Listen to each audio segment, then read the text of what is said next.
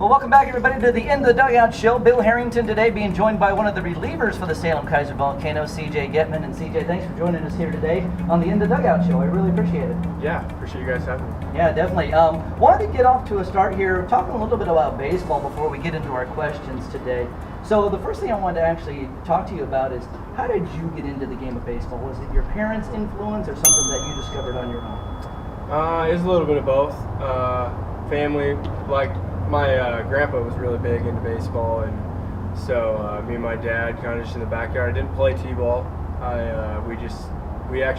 He threw me some pitches and stuff, and I hit in the backyard and ground balls and stuff like that, and then started going into youth baseball.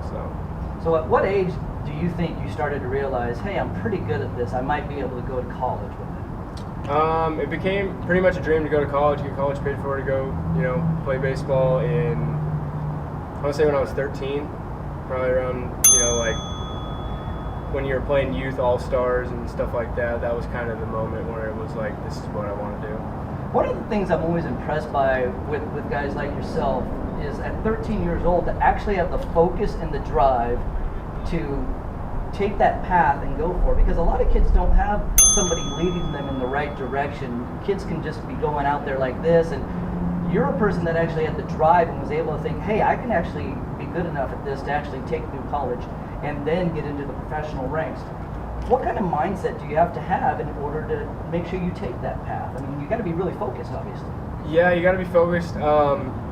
Really, it was just like, baseball was just like my life. Like, it was fall, winter, spring, summer, that's just what I was doing all the time. It was just baseball, baseball, baseball. So it was getting focused on getting better at this, improving your body, and as years go on to where you're functionally able to play baseball at that level. And when it came to school and stuff like that, it was do the work and school to be able to play baseball. So it was kind of like a trade-off. Now, have you ever played any other position? You're a relief pitcher right now. Is there other positions that you're good at? I played first base in high school and pitched. I used to be a starting pitcher, and then I had Tommy John, and now kind of became a reliever. But yeah, I used to hit a little bit. Hit my first 2 years of college as a DH, and yeah. Well, how hard is that to actually come out here, work your tail off, and then you can't go up to the plate? Is that, would you like to hit? Yeah, I'd love to hit. BP was always best thing about when you would hit. We call them pitcher beeps now. So, but yeah, I would love to go out there and hit and be able to compete at the plate. So you're from Wenatchee, Washington. You recently got to play in Spokane against the Spokane Indians with the Volcanoes. I know your family was there. Talk a little bit about that experience. How fun was it to have your family in the stands while you played? It was great. It was a whole new experience. As especially now being a pro, something I've always wanted to be, dream and everything, and then to see my parents in the stands watching me play on such a big stage and stuff. It was great. It was surreal. What do you think it means to them to actually see you out there being a professional, playing in the Giants organization? Because they obviously have gone through this with you. Mm-hmm. Yeah, they tell me every day how proud they are of me, and just to keep working hard, and they love it. It's great to see that my parents love it so much. What was your favorite game to play as a child? My favorite game to play as a child? I loved with my mother and my grandmother.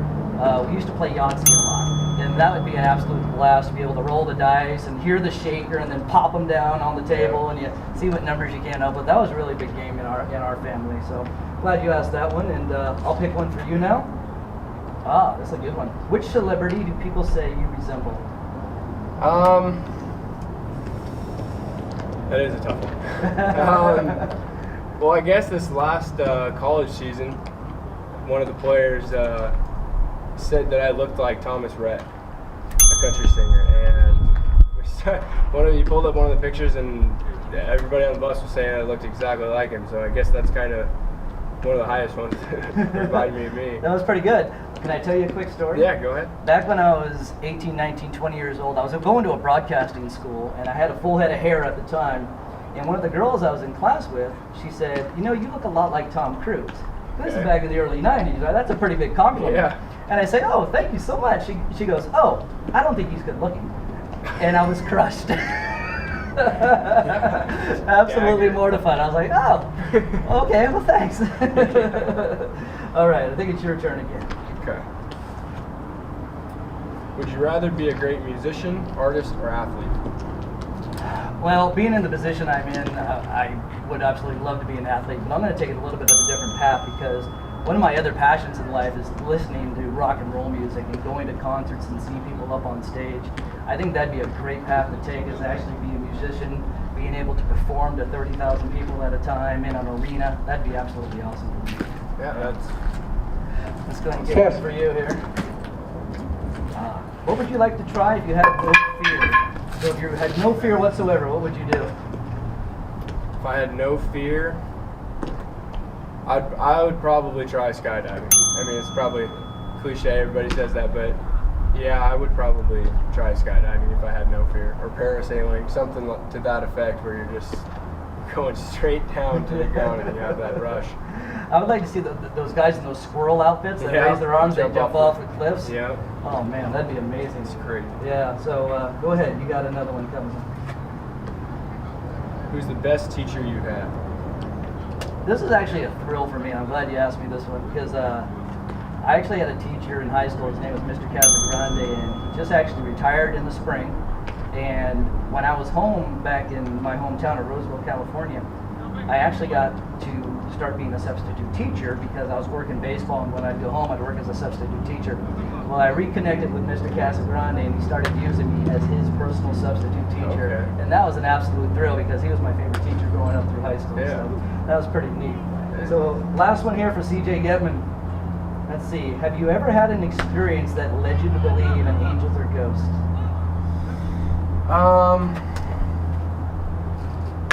Not too many. I mean, I hate scary movies.